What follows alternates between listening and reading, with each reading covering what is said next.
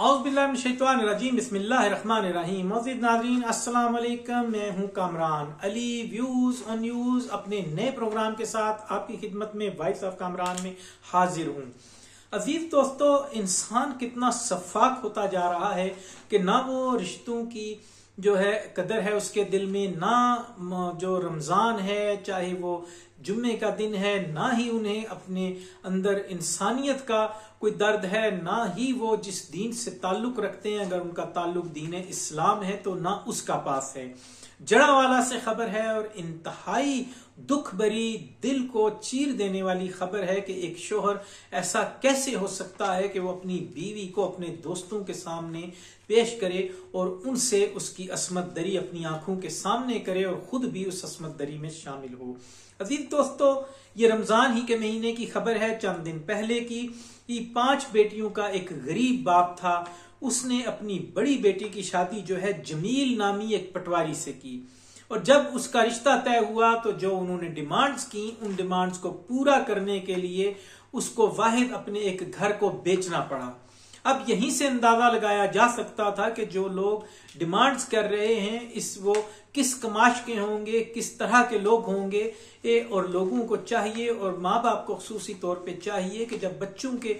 जो रिश्ते किए जाते हैं तो नफ्सियाती तौर पे अगर गौर किया जाए तो वो लोगों की नफ्सियात को समझ सकते हैं कि वो कैसे हैं। अब इस शादी की जो दुल्हन है मारिया, इसके हाथों की मेहंदी नहीं सूखी थी, खुश्क नहीं हुई थी, ये खामोश रहने लगी और इसने अपने बाप को कुछ न बताया कि उसके ऊपर क्या बीत रही है। अब इस जमील पटवारी के 2 दोस्त थे, एक जज था जिसका नाम कासिम था और एक वकील था जो उसके असिस्टेंट के तौर पे भी काम करता था, समर हयात था।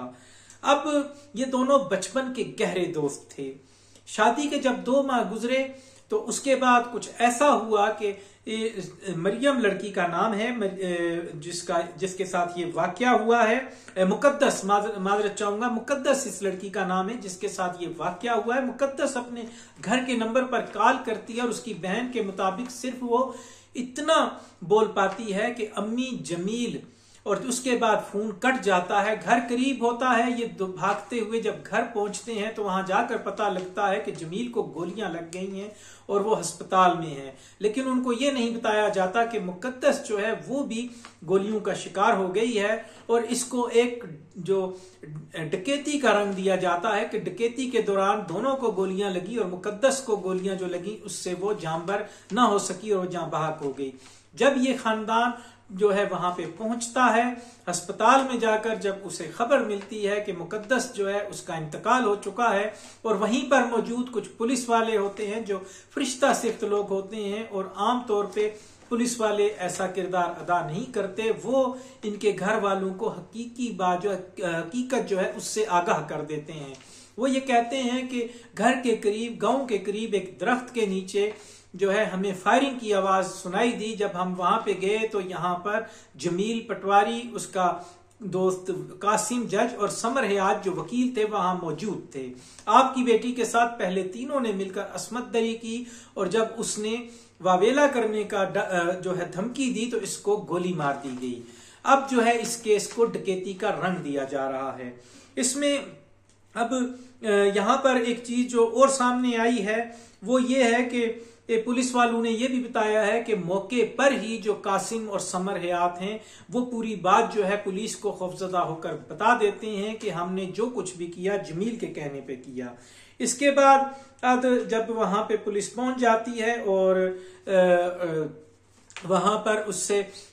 उन्हें अस्पताल में पहुंचाया जाता है। अब मुकदमा जो है मुकद्दस के कत्ल का इन 3 जो बंदों पे, जमील पटवारी, कासिम जज और समर है जो है वकील जो है उसके ऊपर दर्ज कर दिया गया है। अब यहाँ पर एएसआई के बारे में, अब जो थाने का किरदार है, जब पर्चा हो गया है तो अब पुलिस जो है वो इनके ऊपर दबाव डाल रही है कि ये पर्चा गलत आपने कटाया है, अपनी नई दरखास्त दें और ये डकैती का वकूआ है और उसमें मुकद्दस के खानदान को हरासा किया जा रहा है, जो अभी तक ये मामला चल रहा है। अब यहाँ पे जो एक चीज सामने आती है कि अजीज दोस्तों, जब हम अपने बच्चों के रिश्ते करते हैं तो पहले कोशिश ये करनी चाहिए कि हसब नसब जो है वो चीज देखी जाए। एक हदीस के मुताबिक भी इंसान जो है 3-4 चीजें देखता है, हुस्न जमाल देखता है, दौलत देखता है, हसब नसब देखता है, और तीसरी बात कि वो जिस बच्चे को रिश्ता दे रहे हैं वो दीनदार कितना है। और जो चीज नबी मेहरबान सल्लल्लाहु अलैहि वसल्लम ने बताई है कि इसमें जो अहम चीज है वो दीनदारी होती है, क्योंकि जो दीनदार होता है उसके अंदर कुछ एहसास जो है वो जिंदा होता है। अगर हम ये चीजें देखकर रिश्ते दें तो कभी भी इस किस्म के जो मामलात हैं वो नहीं होते। छोटे मोटे लड़ाई झगड़े तो तमाम घरों में मियाँ बीवी के दरमियान, बहन भाइयों के दरमियान चलते रहते हैं, लेकिन ये झगड़े इस किस्म के हादसे और अलमनाक वाकयात की शक्ल नहीं बदलते। और इसमें जो चीज एक और सामने ये भी आई है कि जो डिमांड, जैसा कि मैंने आपको बताया है कि इस शख्स की 5 बच्चियां हैं और बड़ी बच्ची की उसने शादी की है, और अभी उसकी 4 बच्चियां, उसने पहली बच्ची की जो शादी है उसी ही पर घर भेज दिया। तो जो चीज इसमें एक ये पहलू निकलता है कि आप अपनी चादर को फैलाकर जो है वो अपनी चादर के मुताबिक जो है अपने बच्चों के रिश्ते करें और उनकी रुखसतियां करें, क्योंकि अब उसने अपनी 4 बच्चियां मजीद भी ब्यानी है, और पहली बच्ची जो ब्याई उसको उन्होंने इस अलमनाक और अंधोनाक किस्म के वाक़े से उस बच्ची को गुजरना पड़ा, और वो अपनी जिंदगी जो है वो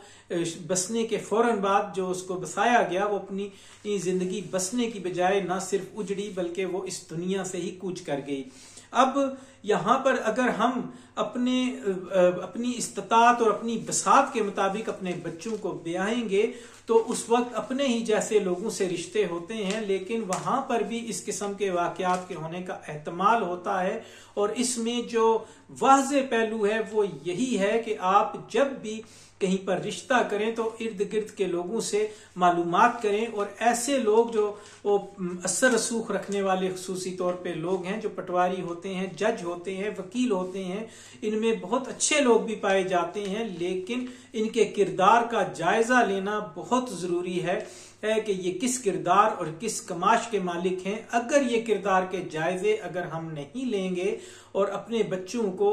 वैसे ही हम अपने घरों से निकाल देंगे, बजाय रुखसत करने के हम उनको एक अंधे कुएं में फेंक देंगे, ये इसके मुतरादिफ है कि हमने उनकी जान को मुश्किल में डाल दिया, जान जख्म में डाल दिया, बल्कि इस हद तक पहुंचा दिया कि वो एक हादसे का शिकार होकर अपनी जान से चले गए। अजीज दोस्तों, ये थी हमारी आज की वीडियो। हमारी आपसे गुजारिश है कि अगर आपने अभी तक हमारे चैनल को सब्सक्राइब नहीं किया तो सब्सक्राइब कर लें, वीडियो को लाइक करें, शेयर करें। फेसबुक के साथियों से गुजारिश है कि हमारे इस पेज को लाइक करें, शेयर करें, कमेंट में अपना फीडबैक जरूर दें, क्योंकि आपका जो राय है वो हमारे लिए रहनुमाई का सबब बनती है। वमा अलैना इल्लल बलाग।